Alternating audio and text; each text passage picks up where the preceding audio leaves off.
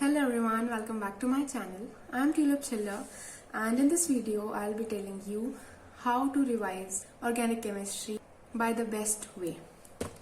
Okay, I also had problems during the starting that how to do organic chemistry, how to revise it. Now I have found a best method that I also use and now I'm going to share it with you. Okay, so let's get started.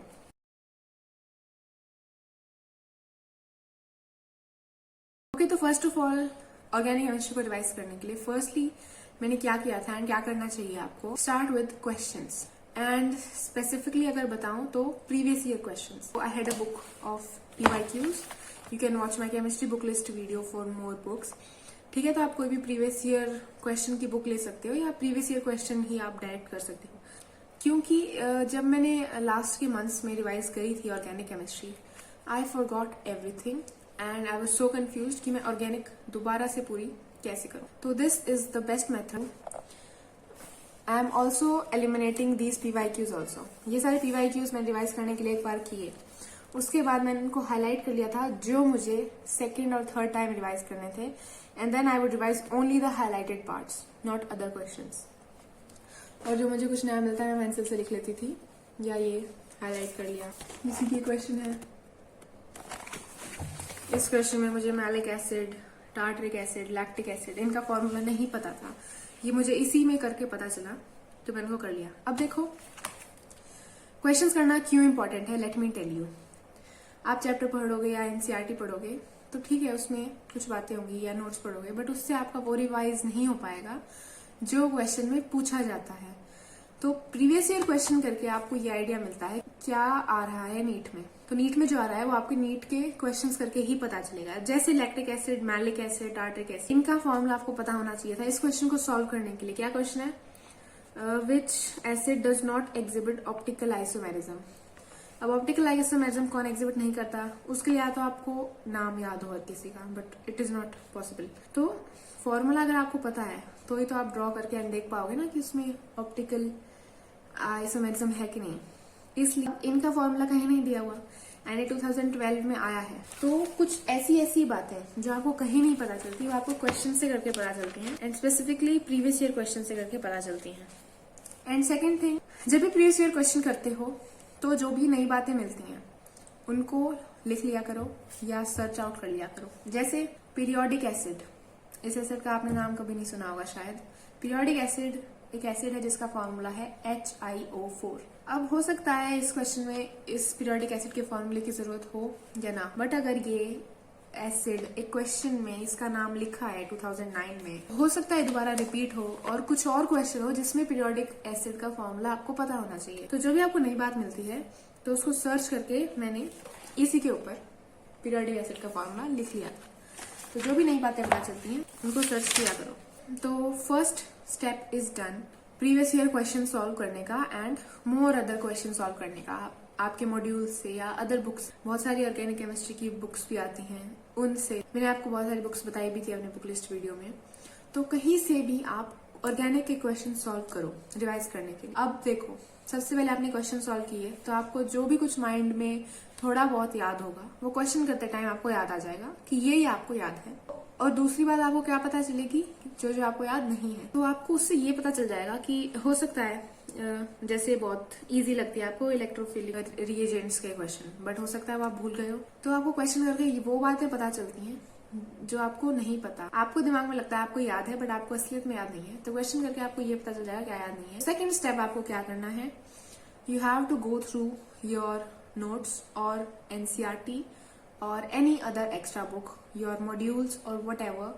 आपको उन questions को search out करना है जो आपको याद नहीं थे, जो गलत हुए. जैसे आपको पूरा चैप्टर एल्डिहाइड का आता है, उसमें से आपको एसिड स्ट्रेंथ नहीं पता या कोई स्पेसिफिक रिएक्शंस नहीं पता, तो उस चैप्टर में जाके आपको वही स्पेसिफिक चीज सर्च आउट करनी है, आपको उसे रिवाइज करना है. अगर वो टॉपिक आपको NCERT पढ़ के, बुक्स पढ़ के, नोट्स पढ़ के भी क्लियर नहीं हो रहा तो उस छोटे से टॉपिक को आप यूट्यूब पे या गूगल पे सर्च करके देख सकते हो.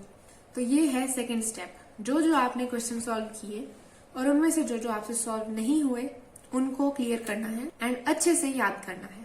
थर्ड स्टेप क्या है ऑर्गेनिक को करने का, आपने प्रीवियस ईयर क्वेश्चन कर लिए और जो क्वेश्चन आपसे नहीं हुए उनको आपने याद कर लिया, सर्च आउट कर लिया.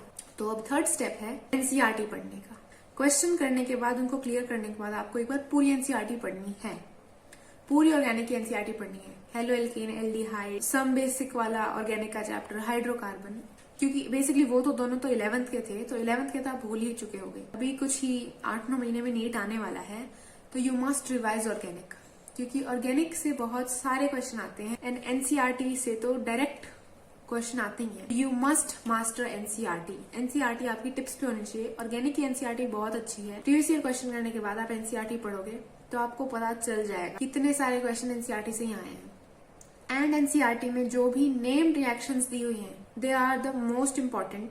उससे क्वेश्चन आता ही है, नीट में भी आएगा, बोर्ड्स में भी आएगा ही आएगा। बोर्ड्स में मिनिमम 3 क्वेश्चन नेम रिएक्शन के जरूर आएंगे। वो गैब्रियल थैलामाइड रिएक्शन से हो सकते हैं, हॉफमैन रिडक्शन, या किसी भी नेम रिएक्शन से वो आ सकते हैं। तो ऑर्गेनिक की आपको एनसीईआरटी में जो भी नेम रिएक्शन दी हुई है वो याद होनी चाहिए, ठीक है। तो अब जब आप थर्ड स्टेप में एनसीईआरटी रीड कर रहे हो तो उसको अच्छे से आपको रीड करना है।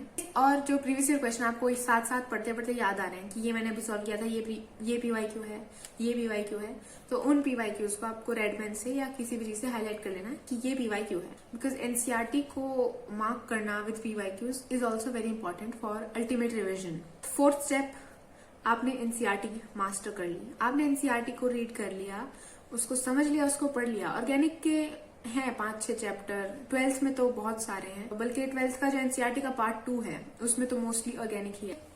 तो बहुत सारे चैप्टर्स हैं, तो वो सारे आपको एक बार रीड करने हैं।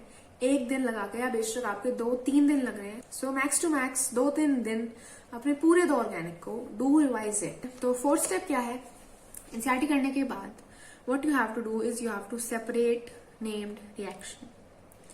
आपने एनसीईआरटी पढ़ते पढ़ते पीवाईक्यूज एंड नेम रिएक्शन को हाईलाइट जरूर किया होगा, तो आपको नेम रिएक्शन और जो भी पर्टिकुलर रिएक्शंस एनसीईआरटी में गिवन है वो आपको सेपरेट करनी है।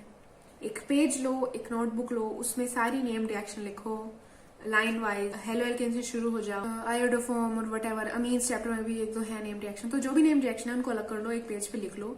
और जो भी रिएक्शंस दी हुई है एनसीईआरटी में पॉइंट वाइज एक पेज पे लिख लो। Why this step is very important. इससे आपको क्या हेल्प मिलेगी, आप सारी नेम रिएक्शन जब लिखोगे तो आपकी वो नेम रिएक्शन ऑलमोस्ट 2nd और 3rd टाइम रिवाइज हो रही होंगी, वो आपकी रिवाइज हो जाएंगी।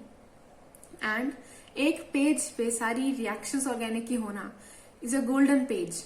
उस पेज की हेल्प से आप नीट से 1 दिन पहले भी, 1 महीने पहले भी हमेशा रिवाइज कर पाओगे। And it is really really really important, क्योंकि जिसके पास ये गोल्डन पेज नहीं होगा उसको लास्ट में बहुत डिफिकल्टी आएगी ऑर्गेनिक को रिवाइज करने में।